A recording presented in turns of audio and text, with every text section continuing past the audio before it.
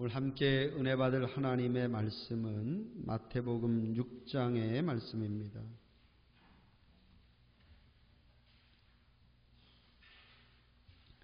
마태복음 6장 19절에서 24절의 말씀입니다. 마태복음 6장 19절에서 24절.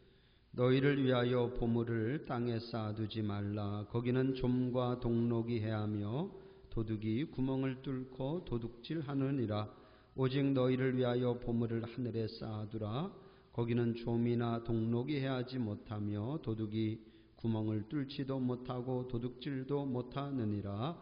내 보물 있는 그곳에는 네 마음도 있느니라. 눈은 몸의 등불이니 그러므로 내 눈이 성하면 온몸이 밝을 것이요 눈이 나쁘면 온몸이 어두울 것이니 그러므로 네게 있는 빛이 어두우면 그 어둠이 얼마나 더하겠느냐. 한 사람이 두 주인을 섬기지 못할 것이니 혹 이를 미워하고 저를 사랑하거나 혹 이를 중히 여기고 저를 경히 여김이라. 너희가 하나님과 재물을 겸하여 섬기지 못하느니라. 아멘.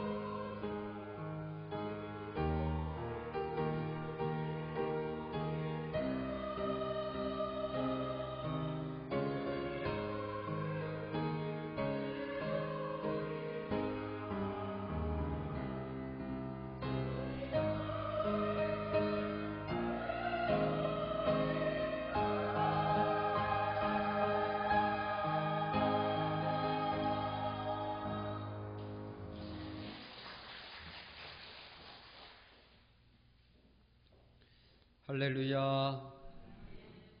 우리 찬양대 은혜로운 찬양 감사합니다. 우리 옆에 계신 분들하고 인사 한번 하겠습니다. 사랑하고 축복합니다. 잘 오셨습니다. 할렐루야. 자, 오늘 읽은 본문의 말씀은 재물에 대한 예수님의 가르침입니다. 우리가 잘 아는 것처럼 마태복음 5장, 6장, 7장은 예수님의 산상수훈이죠. 말 그대로 예수님이 산 위에서 가르치신 교훈입니다. 오늘 말씀은 그 가운데, 특별히 그 산상수훈 가운데 재물, 돈에 대한 그러한 말씀입니다. 어쩌면 우리에게는 조금 민감하게 그렇게 들릴 수 있을 것입니다.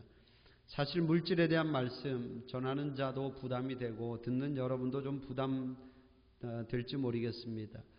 그렇다고 우리가 이 문제를 아예 언급하지 않을 수 없습니다. 왜냐하면 이 물질의 문제가 우리 신앙생활의 축복과 아주 밀접하게 관련되어 있기 때문입니다. 여러분, 그런 것입니다. 신앙생활을 하면서 우리가 복을 받는 비결이 있잖아요. 복을 누리는 그 통로가 있습니다. 예전에 부흥 강사님들이 꼭 하시는 말씀이 있었어요. 성도가 복 받는 비결을 이야기하면서 그런 말씀했죠. 성도가 주일 성수를 잘하면 건강과 평강의 복을 누리고, 11조 생활을 잘하면 물질의 복을 누리고, 또 선지자, 목회자를 잘 섬기면 자녀들이 복을 누린다. 어찌 보면 좀 고리타분하게 들릴 수 있을지 몰라도, 그런데 그것이 성경의 말씀이고, 또 우리가 살다 보면 그 말씀이 맞는 말씀이구나 하는 것을 우리가 또한 깨닫게 됩니다. 분명한 것은 그런 것입니다. 물질의 복을 누리려면 먼저는 11조를 비롯한 물질 생활, 헌금 생활이 바르게 되어야 합니다. 여러분, 그렇습니다. 아무리 내가 열심히 모아도 물질이 엉뚱한 대로 다 새나가면, 도둑 맞는다면 재물을 모을 수가 없습니다. 하나님이 우리 물질을 지켜주시고 보호해 주셔야 물질의 복을 누리게 될 줄로 믿습니다. 할렐루야. 여러분, 축복하기는 바른 헌금 생활 하셔서 하나님의 도우심과 또 하나님의 축복으로 살아가는 여러분 모두가 되기를 주님의 이름으로 축원합니다. 여러분은 그냥 여러분이 수고하고 애쓰고 노력한 만큼만 살기를 원하시는지요? 내가 수고한 만큼, 내가 노력한 만큼 나는 살았으면 좋겠다, 그렇게 원하시는지요? 내가 100만큼 일했으니까 100만큼만 받으면 돼, 그런 마음이십니까? 여러분, 근데 그것이 맞는 말처럼 들려도 신앙적인 말은 아닙니다. 내가 수고하고 내가 노력한 만큼만 내가 살겠다, 그것은 신앙이 아닙니다. 물론 우리가 수고하고 노력해야지만, 그러나 단순히 우리가 수고하고 노력하는 만큼만 대가를 누리고 사는 자들이 우리 성도들이 아니라는 거예요. 여러분, 하나님을 믿는 자들은 하나님의 법칙을 알아야 됩니다. 할렐루야. 하나님의 법칙은 뭘까요, 여러분? 하나님의 법칙은 한마디로 100배, 60배, 30배의 법칙인 줄로 믿습니다. 내가 하나를 뿌릴 때에 그것이 100이 되고, 할렐루야, 60이 되고 30이 되는 것을 믿는 게 하나님의 법칙이에요. 이삭이 그 해에 그 땅의 농사에서 100배의 결실을 얻었다고 하는데, 그게 또한 하나님의 법칙인 줄로 믿습니다. 그냥 나는 내 수고로 살 거야, 내 노력으로 살 거야, 그건 하나님의 법칙이 아니라는 거예요. 여러분, 저도 기도하기 이전에는 참 생각해보면 저도 이성적인 사람이었던 것 같아요. 참 어떻게 보면 인본주의적이었죠. 그래서 성경에 나오는 야곱 같은 인물 별로 좋아하지 않았습니다. 그리고 무슨 말마다 축복을 이야기하는 분들 참 싫었습니다. 성실하지도 못하면서 축복을 말하고, 바르게 살지도 않으면서 축복을 말하는 사람이 참 싫었습니다. 근데 제가 기도하면서 깨달은 것은 뭐냐면, 그게 신앙은 아니라는 거예요. 내가 그 전까지 신앙이라고 믿고 있었던 것, 붙들고 있었던 것이 신앙이 아니었다는 거죠. 우리가 착하게 살고 성실하게 사는 것보다 더 중요한 것은 뭐냐? 기도하며 사는 것이고, 할렐루야, 하나님의 축복을 구하며 사는 것인 줄로 믿습니다. 저는 여러분들이 좀 믿음으로 담대하게 기도하셨으면 좋겠어요. 여러분 그렇잖아요. 여러분의 자녀가 지금 50 정도 된다고 생각하면 여러분은 그 자녀가 50만큼만 되기를 여러분 원하십니까? 그렇지 않잖아요, 여러분. 설령 우리 자녀가 50일지라도 하나님 100이 되게 해주세요. 왜 아멘이 안 되세요? 설령 우리 자녀가 10이고 20일지라도 하나님 100이 되게 해주시고 200이 되게 해주세요. 그렇게 기도할 수 있기를 주님의 이름으로 축복합니다. 저는 저희 자녀들을 위해 기도할 때마다 그렇게 기도합니다. 솔직히 말씀드리면 저희 아이들이 그렇게 뛰어나지 못해요. 저희 큰아이도 겨우 인서울 해가지고 대학 다니다 군대 갔는데 그것도 그 아이 실력으로 간 것도 아니에요. 다 하나님이 도와주셔서 그렇게 된 겁니다. 저희 작은 아이도 마찬가지예요. 다 자기 실력보다 그래도 저는 더 잘 갔다 이렇게 생각을 합니다. 여러분 기도하십시오. 지금 아이들 수준에 맞게 그냥 살게 해달라고 기도하지 말고 하나님 그 이상으로 살게 해주세요. 하나님 100배, 60배, 30배의 결과를 누리며 살게 해주세요. 할렐루야. 그렇게 기도할 수 있기를 주님의 이름으로 축복합니다. 저는 이런 면에서 여러분이 좀 어리숙해졌으면 좋겠어요. 어리숙해졌으면 좋겠다. 이 어감이 어떻게 들릴지 몰라도 한번 오해하지 말고 들어보세요. 어리숙하게 신앙생활한다. 제가 생각나는 게 하나 있더라고요. 설교를 준비하다 보니까. 제가 전에 있던 교회에 유아무개 권사님이 계셨어요. 근데 이분이 보면 참 어리숙해요. 근데 어리숙하다는 게 세상 일에 어리숙하다는 것이 아니라 하나님과의 관계에서 신앙생활적인 면에서 어리숙한 거예요. 그래서 때로는 그 어리숙함에 좋게 말하면 순수함에 제가 놀랄 때가 많았어요. 그렇게까지 안 해도 되는데 그분은 꼭 그렇게 하더라고요. 한 번은 제가 설교 시간에 첫예물에 대한 말씀을 드렸거든요. 첫예물, 여러분 첫예물은 하나님의 것입니다. 그래서 모든 소산의 첫예물은 다 우리가 하나님께 드려야 됩니다. 그리고 여기 있는 자녀들도 꼭 나중에 직장 생활하면 첫 봉급은 하나님께 드리세요. 제가 그렇게 이야기했거든요. 근데 이분이 얼마 후에 한 100만 원 정도 헌금을 하신 것 같아요. 그래서 제가 권사님에게 물었어요. 권사님, 이게 무슨 헌금이에요? 그랬더니 권사님 하는 말이 목사님이 얼마 전에 첫 열매는 하나님께 드리는 거라 그랬잖아요. 그런데 제가 오래전에 처음 직장 생활할 때는 그것을 몰랐어요. 그래서 그때 그걸 제가 드리지 못했어요. 그래서 지금이라도 제가 그거 드린 거예요. 그렇게 말씀하는 거예요. 여러분 참 얼마나 순수합니까? 제가 봐도 순수해요. 그러니까 순수하다 못해서 어리숙해요. 그냥 말씀 그대로 사는 거죠. 여러분 이런 신앙을 가진 자를 하나님이 감동하지 않으려야 감동하지 않을 수 없다고 저는 그렇게 믿습니다. 여러분 신앙생활하면서 좀 어리숙하게 할렐루야 어리숙하게 그렇게 신앙생활했으면 좋겠어요. 따지려고 하지 말고 자꾸 이성적으로 판단하고 논하려 하지 말고 하나님의 말씀 그대로를 믿고 그대로를 행할 수 있는 그런 믿음이 되기를 주님의 이름으로 축복합니다. 아무튼 물질 생활이 참 중요합니다. 여러분이 물질에 대한 말씀을 단순히 돈 얘기로 듣지 말고 믿음의 얘기로 들을 수 있기를 축복합니다. 돈 얘기로 들으면 시험거리가 되지만 믿음의 얘기로 들으면 은혜가 될 줄로 믿습니다. 서론이 좀 길어졌는데 이건 제가 정말 경험한 일이고 또 성경에서 말하는 축복의 법칙이기에 정말 여러분들에게 드리고 싶은 말씀입니다. 그렇습니다. 오늘 예수님은 우리에게 이 재물에 대해서 우리가 어떤 생각을 가지고 살아야 되는지 어떻게 이 재물을 우리가 사용해야 할지에 대해서 우리에게 말씀해 주고 있어요. 한마디로 말하면 재물을 땅에 쌓아두지 말고 재물을 어디에? 하늘에 쌓아두라. 할렐루야. 같이 한번 해봅시다. 재물을 하늘에 쌓아두라. 예수님은 오늘 보물이라는 말씀을 하고 계신데 여기서 이 보물은 당연히 돈, 재물을 말하는 것입니다. 그럼 재물을 땅에 쌓아둔다고 하는 것은 뭐냐? 그럼 우리가 쉽게 생각할 수 있겠죠. 재물을 땅에 쌓아둔다고 하는 것은 자신을 위해서 세상 일을 위해서 쌓아두는 것을 말하죠.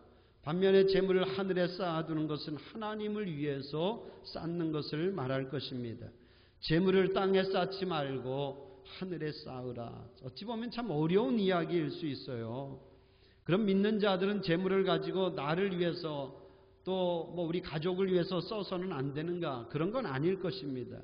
주님이 우리의 사정을 모르고 이런 말씀하지는 않으실 거라고 생각을 합니다. 우리가 살아가는데 당연히 재물이 필요하죠. 당장에 주택 문제부터 또 필요한 의식주도 해결해야 되고 자녀들 교육도 해야 되고 이렇게 저렇게 살다 보면 들어가야 될 돈이 많습니다. 그런 걸 주님이 다 무시하고 이 말씀을 하시는 것은 분명 아니실 겁니다. 그럼 이 말씀을 오늘 우리가 어떻게 받아들이고 이해해야 할 것인가? 결국 그것은 저는 그렇게 생각을 합니다. 재물의 우선순위를 우리가 어디에 둘 것인가 하는 것을 말하는 것일 겁니다. 주님이 그런 말씀하셨어요. 너희는 먹고 마시는 일을 위해서 염려하지 말아라. 그것은 다 이방인들이 구하는 것이라. 너희는 먼저 그의 나라와 그의 의를 위하여 구하라. 할렐루야. 먼저 하나님의 나라와 하나님을 위해서 재물을 쓰라는 말이죠. 저는 그것이 재물을 하늘에 쌓는 길이다 그렇게 믿습니다. 여러분 그렇습니다. 하나님이 우리에게 재물을 주실 때에는 나를 위해서 써야 될 부분도 있지만 하나님을 위해서 사용해야 될 몫도 있는 줄로 믿습니다. 그 하나님의 몫을 먼저 생각하는 그런 믿음의 성도들 되기를 주님의 이름으로 축복합니다. 왜 주님이 이 땅에 보물을 쌓지 말고 하늘에 보물을 쌓아두라고 오늘 말씀하고 있을까? 재물을 땅에 쌓아두면 어떤 일이 생기는가? 세 가지를 이야기하죠. 첫 번째는 보물을 땅에 쌓아두면 안전하지 못하다 이렇게 말씀하고 있습니다. 한번 같이 한번 해봐요. 보물을 땅에 쌓아두면 안전하지 못합니다. 자, 19절의 말씀 우리 같이 읽어봐요. 시작. 너희를 위하여 보물을 땅에 쌓아두지 말라. 거기는 좀과 동록이 해하며 도둑이 구멍을 뚫고 도둑질하느니라. 자, 먼저는 땅에 쌓아두면 좀과 동록이 해한다. 여러분 좀 알죠?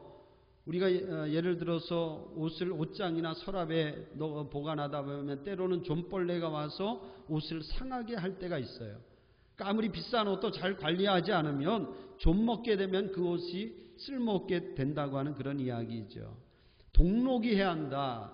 동록이라고 하는 것은 제가 사전을 찾아보니까 이렇게 이야기합니다. 구리 합금의 표면에 녹이 슬어서 생기는 푸른 빛의 물질. 여러분 뭔지 아시겠죠? 이런 구리나 또는 금속 이런 데 생기는 녹이 슬어서 생기는 푸른 빛의 물질. 그걸 동록이라 한다는 거예요. 그러니까 아무리 좋은 물건도 동록이 생기면 역시 그 물건도 가치가 떨어질 수밖에 없습니다. 그러니까 보물을 땅에 쌓아두면 좀과 동록으로부터 안전하지 못하다. 그리고 또 주님이 뭐라고 얘기하냐면 도둑이 와서 구멍을 뚫고 도둑질 해간다 이렇게 말합니다. 아무리 내가 잘 지키려고 해도 도둑이 와서 훔쳐가 버리면 모든 것을 잃게 되지 않습니까? 그럼 사실 내 집에 돈도 없고 귀중품도 없고 금은 보석도 없고 그러면 걱정이 없어요. 그런데 집에 많이 쌓아두다 보면 집을 비울 때면 항상 신경이 쓰이고 걱정이 됩니다. 글쎄 이 가운데 그 정도로 많은 보물을 가지고 계신 분들이 있는지는 몰라도 아무튼 집에 쌓아두다 보면 그 안전을 보장할 수가 없다. 언제든 도둑 맞을 수 있다. 이렇게 주님이 오늘 말씀하고 있어요. 근데 제가 이 말씀 이렇게 생각이 나는 게 도둑이 그러면 외부에만 있을까? 외부로부터 외부에만 도둑이 있을까? 그럼 집안에도 도둑이 있잖아요. 우리가 그런 우스갯소리 합니다. 자식들이 다 뭐라고? 도둑놈들이라고. 그런 얘기 하잖아요. 장가간 아들은 무슨 도둑? 큰 도둑이고 시집간 딸은 예쁜 도둑이고 며느리는 무슨 도둑? 좀 도둑이고 손자들은 뭐예요? 떼강도들이라고 그랬잖아요. 여러분 쌓아둬봐야 말이죠. 다 그 도둑들이 다 훔쳐가는 거예요, 여러분. 차라리 없으면 도둑 맞을 일이 없잖아요. 근데 좀 있다 싶으면 문제가 돼. 서로 가져가려고 해서. 결국 그것 때문에 가정의 화목이 깨지고 평안함이 깨지고, 우리는 그런 것들을 너무 많이 봅니다. 그러니까 부모님들은 자식 생각해서 쌓아둔다고 하지만 그것이 오히려 결국 자식들 간의 우애를 망치고 가족의 관계를 깨뜨리는 경우 우리가 종종 보죠. 차라리 부모에게 물질이 없으면요, 자식들이 사이가 더 좋아. 그리고 오히려 부모에게 더 잘합니다. 여러분, 그렇습니다. 결국 땅에 쌓아두는 물질은 안전하지 못하다는 거예요. 결국은 다 썩어 없어질 것이고, 그것이 유익이 되기보단 오히려 해가 될 때가 많다는 거죠. 여러분, 축복하기는 이 땅에 재물을 쌓지 말고 안전한 하나님의 근고에 재물을 쌓는 그런 성도들이 되기를 축복합니다. 재물을 땅에 쌓아두면 늘 근심이고 걱정이지만 하늘에 쌓으면 근심은 적어지고 오히려 평안함과 감사가 더할 줄로 믿습니다. 할렐루야. 두 번째, 왜 주님이 보화를 땅에 쌓지 말고 하늘에 쌓아두라고 말씀하고 있을까? 그것은 우리의 눈 때문이라는 것. 눈. 땅에 쌓아두면 그것이 우리의 눈을 어두워지게 한다, 이렇게 말씀하고 있습니다. 22절 23절의 말씀인데 같이 한번 읽어봐요. 22절 23절. 눈은 몸의 등불이니 그러므로 너 눈이 상하면 온몸이 밝을 것이요 눈이 나쁘면 온몸이 어두울 것이니 그러므로 내게 있는 빛이 어두우면 그 어둠이 얼마나 더하겠느냐. 눈이 성하면 온몸이 밝을 것이고 눈이 나쁘면 온몸이 어두울 것이다. 맞는 이야기죠. 여러분, 왜 주님이 재물에 대한 말씀을 하시다가 뜬금없이 눈에 대한 이야기를 하고 계실까? 그렇습니다. 여러분, 재물과 눈은 밀접한 연관이 있기 때문이죠. 여러분, 재물을 우리가 어디에 쌓느냐에 따라서 눈이 어두워질 수도 있고 눈이 밝아질 수도 있다는 거예요. 그렇습니다. 여러분, 재물을 땅에 쌓으면 쌓을수록 그것은 결국 우리의 눈을 어두워지게 한다는 거죠. 멀게 한다는 거죠. 여러분, 이게 사실 영적인 이야기이지만 실제로도 보면 그렇습니다. 우리가 그런 말 합니다. 아무개가 욕심 때문에, 그 사람 욕심 때문에 눈이 멀었어, 이런 말 하잖아요. 여러분, 그 욕심 가운데 가장 큰 욕심이 물질에 대한 욕심이지 않습니까? 결국 재물에 대한 욕심이 사람의 눈을 어두워지게 멀게 한다는 거죠. 주님이 바로 그 진리를 우리에게 이야기하고 있는 것입니다. 보물을 땅에 쌓아두는 사람은 결국 거기에 마음을 빼앗겨서 결국 눈이 어두워지게 된다는 것입니다. 여러분, 눈이 어두워진다는 것은 무슨 얘기입니까? 결국 분별력을 잃는다는 거잖아요. 사람이 판단력을 잃어버린다는 것입니다. 여러분, 그렇습니다. 분별력은 탐심이 없어야 분별력이 나올 수 있는 거예요. 그렇잖아요. 분별력은 욕심이 없어야, 특별히 물질에 욕심이 없는 사람에게서 분별력과 올바른 판단력이 나올 수 있는 것입니다. 마태복음 5장 8절에 보면 주님이 그런 말씀합니다. 마음이 청결한 자가 복이 있나니 저가 하나님을 볼 것이다, 이렇게 말씀하고 있어요. 탐욕이 없는 자, 재물에 욕심이 없는 자가 하나님을 보고, 하나님을 본다고 하는 것은 하나님의 뜻을 분별하는 분별력을 갖게 된다고 하는 그러한 말씀인 줄로 믿습니다. 여러분, 사람에게 있어서 이 분별력이 참 중요합니다. 사람이 분별력을 잃어버리면 그때부터는 사람이 참 추해지잖아요. 여러분, 성경에 보면 이 분별력, 눈과 관련해서 아주 대조적인 두 사람을 소개하고 있어요. 먼저 한 사람은 엘리 제사장인데요. 여러분, 성경에 보면 엘리 제사장이 그 노년에 몸이 우둔해지고 눈이 어두워졌다, 이렇게 기록하고 있습니다. 그가 제사장임에도 불구하고 눈이 어두워졌다는 거예요. 눈이 어두워졌다. 영적인 분별력을 잃었다는 거죠. 그렇게 되고 나니까 어떤 일이 일어납니까? 한나가 성전에 와서 정말 그 애끓는 그런 심정으로 하나님 앞에 기도하는데 그 기도 소리를 술 취해서 술 주정하는 소리로 듣습니다. 그리고 자기의 자식들이 잘못되어가는 소리가 들리는데도 그걸 바로잡을 생각을 하지 못합니다. 왜? 눈이 어두운 결과이죠. 결국 나중에 자신뿐만 아니라 그 자녀들까지 그 결말이 좋지 못했습니다. 반면에 또 죽을 때까지 그 눈이 좋은 사람이 있었어요. 그게 누구예요, 여러분? 모세입니다. 성경에 보면 그렇게 말하죠. 모세는 120세를 살았는데 그가 죽기 전까지도 그 눈이 흐리지 아니하였더라. 할렐루야. 저는 여러분의 눈이 모세의 눈이 되기를 주님의 이름으로 축복합니다. 죽기 전까지도 모세는 영적인 분별력을 잃지 않았다는 거예요. 여러분, 사실 우리는 이런 문제를 위해서 많이 기도해야 됩니다. 단순히 내가 오래 사는 게 중요한 것이 아니라 얼마나 눈이 흐리지 않고 몸이 우둔해지지 않고 오래 사느냐가 중요한 줄로 믿습니다. 특별히 이 가운데 우리 노년의 성도님들, 그래서 여러분들이 힘들어도 교회에 꼭 나오셔야 됩니다. 지금 사람들은요, 특별히 이제 노인분들은 코로나가 무서워서 잘 나오지 못하잖아요. 근데 생각해보면 사실 이 코로나보다 더 무서운 게 뭐냐? 내가 영적으로 우둔해지는 것, 영적인 눈이 어두워지는 게 더 무서운 것 아니겠습니까, 여러분? 코로나가 더 무섭습니까? 아니면 내가 영적인 분별력을 잃어버리는 게 더 무섭습니까, 여러분? 여러분, 힘들어도 예배 생활, 기도 생활을 꼭 회복할 수 있기를 축복합니다.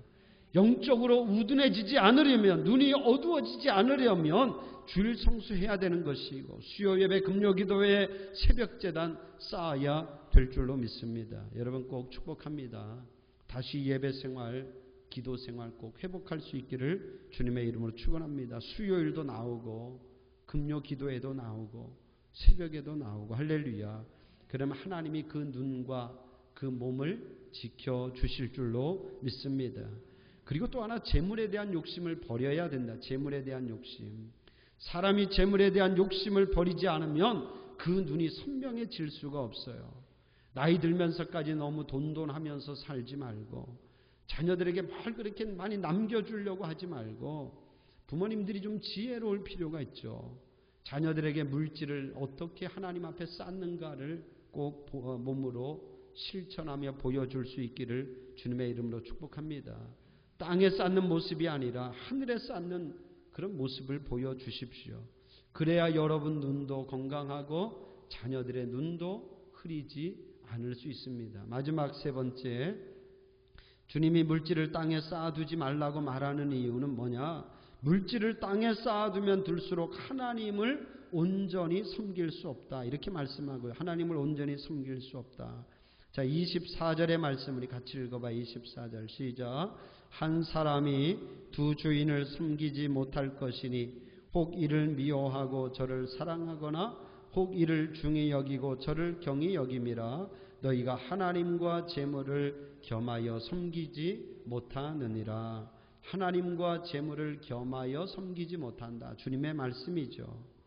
여러분, 바로 이 이유 때문에 주님이 재물에 대한 욕심을 버리라고, 재물을 땅에 쌓아두지 말라고 말씀하고 있는 거예요. 여러분, 결국 재물을 땅에 쌓아두는 사람은 뭐냐? 결국 재물을 섬기는 거라는 거죠. 하나님 섬기는 것이 아니라 재물을 섬기는 거다. 여러분 신앙생활에 가장 무서운 사단이 뭐라고 생각하십니까? 여러분, 우리 신앙생활에 가장 무서운 사단이 뭘까요? 이단, 신천지, 이런 게 우리 신앙생활을 방해하는 무서운 사단의 세력입니까? 물론 우리가 이단도 경계하고 조심해야 되죠. 그런데 그런 이단 세력보다 더 무서운 것은 뭐냐? 그것이 바로 재물, 돈이라는 거죠. 지금 예수님 보세요. 지금 예수님은 하나님과 재물을 동등한 이치에 놓고 그렇게 말씀하고 있어요. 하나님과 재물. 누군가에게는 하나님이 신이고 누군가에게는 재물이 신이라고 이렇게 말씀하고 있습니다. 사람들은 결국 이 둘 중에 하나라는 거예요. 저와 여러분은 하나님을 섬기는 자들인 줄로 믿습니다. 할렐루야. 우리는 하나님의 종이지 돈의 종이 아닙니다. 우리는 하나님을 섬기는 자예요. 그러면 하나님을 섬기지 않는 자는 뭐냐? 결국은 재물을 섬기는 자라는 거예요. 재물을 섬기는 자. 사실 사람들이 하나님 믿지 못하는 이유에 대해서 이런저런 이유들을 많이 대요. 뭐 이래서 나는 뭐 교회 나가는 거 싫다. 이래서 나는 하나님 믿지 못하겠다. 뭐 많이 이야기를 합니다. 그런데 사실 솔직히 보면 하나님을 믿지 못하는 가장 현실적인 문제가 뭐냐면 결국은 돈입니다. 돈 때문에 신앙생활이 안 되는 경우 많아요. 제가 시골에서 오래 목회했잖아요. 한 20년 가까이 목회를 했으니까 그 교인뿐만 아니라 지역 사람들하고도 정말 잘 지냈거든요. 지금도 가끔 전화하는 분들이 있어요. 오히려 교인들은 안 해요. 교인들은 보고 싶고 통화하고 싶어도 또 그렇게 하면 안 된다고 하는 걸 아니까 안 합니다. 저도 안 하고 그분들도 안 하고. 그런데 아무것도 모르는 동네 주민들이 가끔 전화를 해요. 목사님 잘 지내세요? 그러면서 동네 소식, 교회 소식을 저한테 전해줘요. 잘 지내. 그 정도로 잘 지냈어요. 그런데 문제는 그분들이 교회를 안 나와. 저도 너무 그게 안타까워서 꼭 교회 좀 나오라 그러면 가만히 보면 결국 걸리는 게 돈이야, 돈. 그러면 제가 그렇게 얘기해요. 걱정하지 말고 정이 부담되면 주일날 나와서 주일원금 1,000원만 하세요. 1,000원만 하고. 그리고 같이 예배드리고 같이 식사하고 돌아가면 좋잖아요. 그렇게 얘기를 해요. 근데 또 나름 또 그분들이 자존심이 있으니까 또 그렇게 못해요. 그러면서 결국 안 나오는 거죠. 여러분, 그런데 그게 시골 분들, 시골 노인들만 그런 것이 아니라 대부분의 사람들이 다 그렇습니다, 여러분.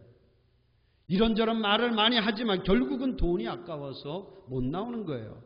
그 사람들에게는 돈이 결국은 신인 거죠. 돈을 섬기는 것입니다. 여러분, 사실 돈은 나쁜 게 아닙니다. 오늘 말씀드리면서 오해하지 않았으면 좋겠습니다. 돈 그 자체가 그게 뭐 좋고 나쁜 것이 있겠습니까? 돈을 어떻게 쓰느냐가 중요한 것이겠죠. 여러분, 실제로 우리가 살아가자면 돈이 많아야 됩니다.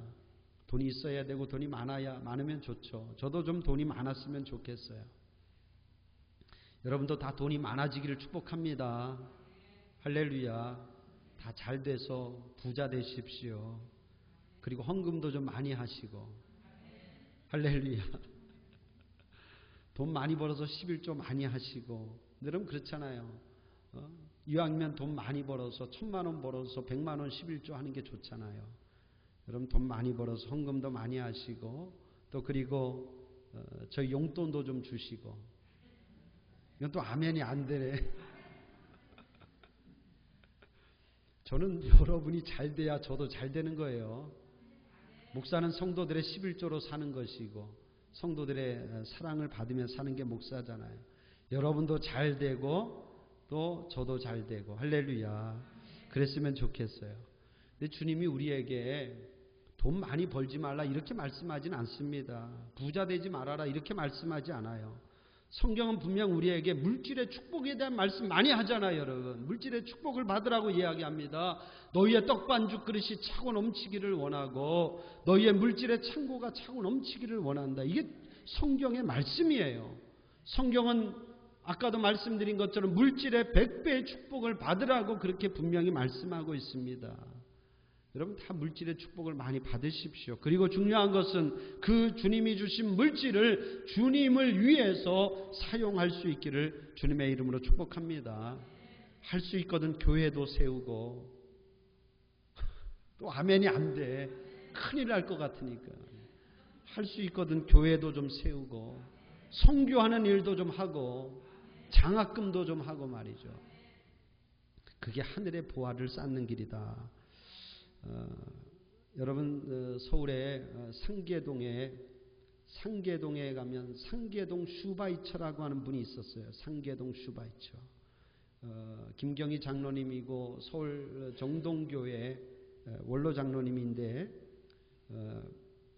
저도 얼마 전 저기 지금 화면에 있는 이분이에요. 저기 이제 한 80 정도의 병원 진료하실 때 모습인데 됐습니다. 저도 얼마 전에 뉴스를 보고 알았는데 이분이 지난 10월 달에 그러니까 지난달에 101세의 나이로 천국에 가셨어요. 저도 그분의 소식이 늘 궁금했습니다. 그런데 얼마 전에 제가 우연히 인터넷 검색하다 소식을 봤어요. 이분이 누구냐면 그 옛날에 세브란스 의전, 그러니까 지금으로 말하면 연세대 의대를 나와서 일본 유학을 하고 서울 상계동에서 병원을 개업하셔서 진료하셨던 의사 선생님입니다. 제가 이분을 제가 교육전도사 시절에 지금부터 한 25년 전쯤 되죠. 교육전도사 시절에 이분을 만났는데 그 당시 제가 섬기던 교회를 이 장로님이 봉헌을 하셨어요. 교회를 봉헌을 하셨는데 그래서 이분이 이제 정동제일교회를 거기서 다니시다가 한 달에 한 번이면 꼭 그 교회에 와서 같이 예배를 드렸습니다.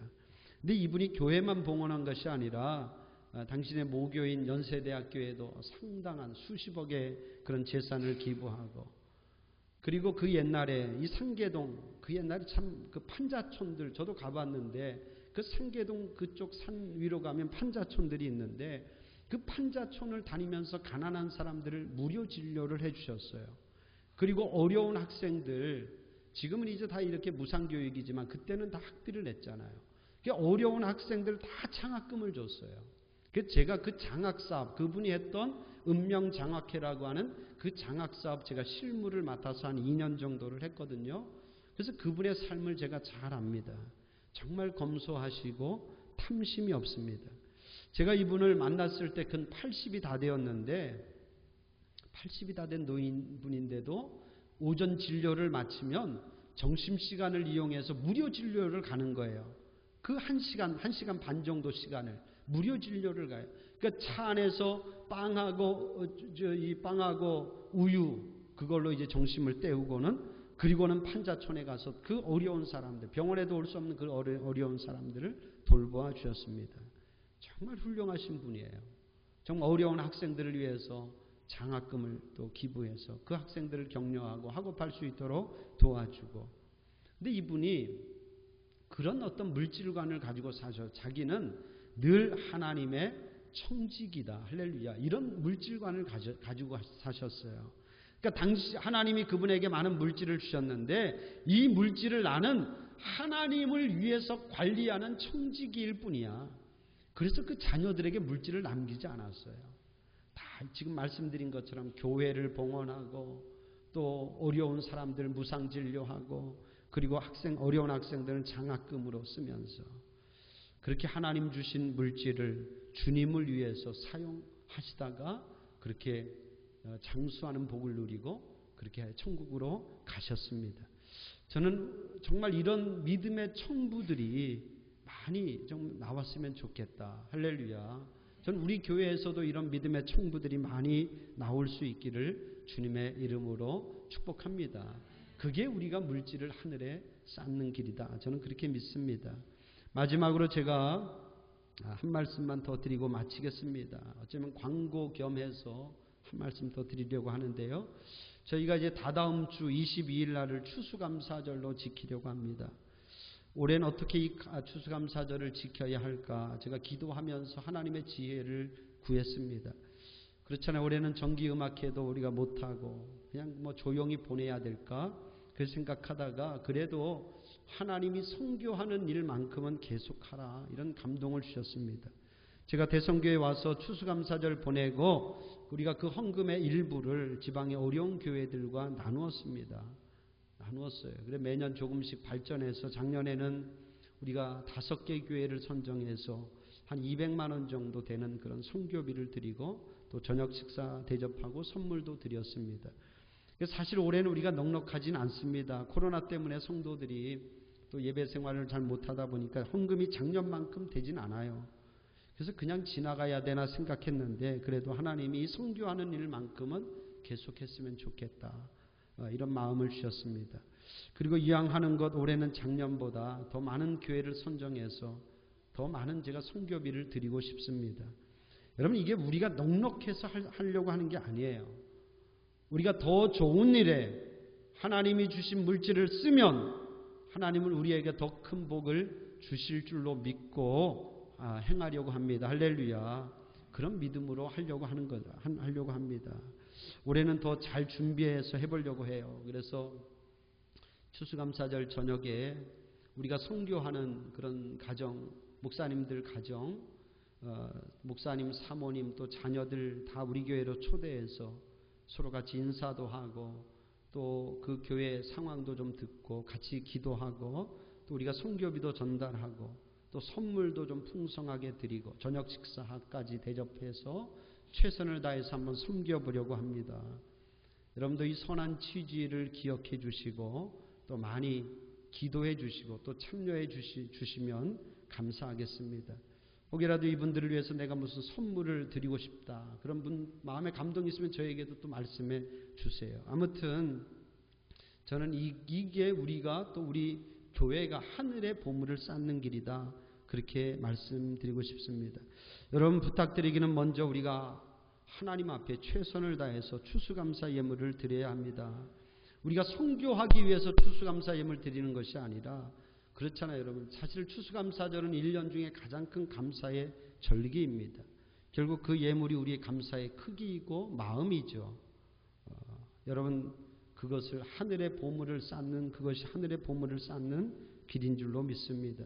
우리 모두가 최선을 다해서 미리미리 여러분들이 준비하시고 최선을 다해서 최고의 정성으로 그렇게 하나님 앞에 우리가 드리고 또 그 드린 예물의 일부를 우리가 이렇게 선교하는 귀한 일에 같이 우리 교회가 정말 사용하면서 하나님 앞에 영광 돌리는 그런 추수감사절 되기를 원합니다.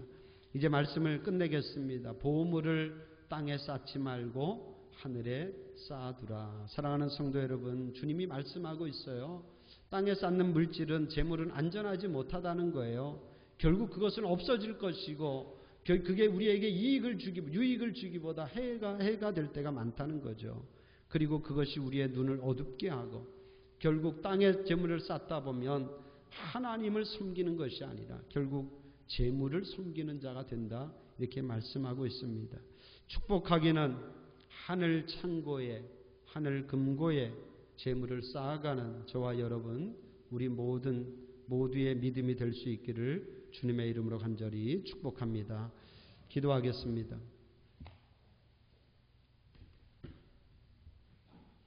은혜 하나님 감사합니다. 오늘도 이 거룩한 주일에 저희들 주님의 전에 나와서 함께 또 예배하며 말씀을 듣습니다. 주님이 말씀합니다. 너희가 이 땅에 보물을 쌓지 말고 하늘의 보물을 쌓아두라고 말씀하고 있습니다. 하나님 우리에게도 하나님 물질의 축복을 주시옵소서. 그저 우리가 수고하고 애쓰고 일한 만큼 우리가 사는 자들이 아니라 정말 하나님이 주시는 100배, 60배, 30배의 축복을 누리며 사는 자들이 되게 하여 주시옵소서. 하나님 주신 물질의 축복을 가지고 우리가 하늘의 보화를 쌓으며 하나님의 영광을 위하여 우리가 살 수 있도록 주님 축복하여 주시고 도와주시옵소서. 하나님 이번 또 특별히 우리 추수감사절 하나님 우리가 선교하면서 이 추수감사절을 보내려고 합니다. 하나님 도와주시고 함께하여 주셔서 은혜로운 절기 되게 하여 주시고 우리뿐만 아니라 또 우리가 선교하는 많은 또 그 귀한 재단들에게 위로가 되고 격려가 되는 이 귀한 절기 될 수 있도록 주님 도와주시옵소서. 감사드리오며 예수님의 이름으로 기도합니다. 아멘.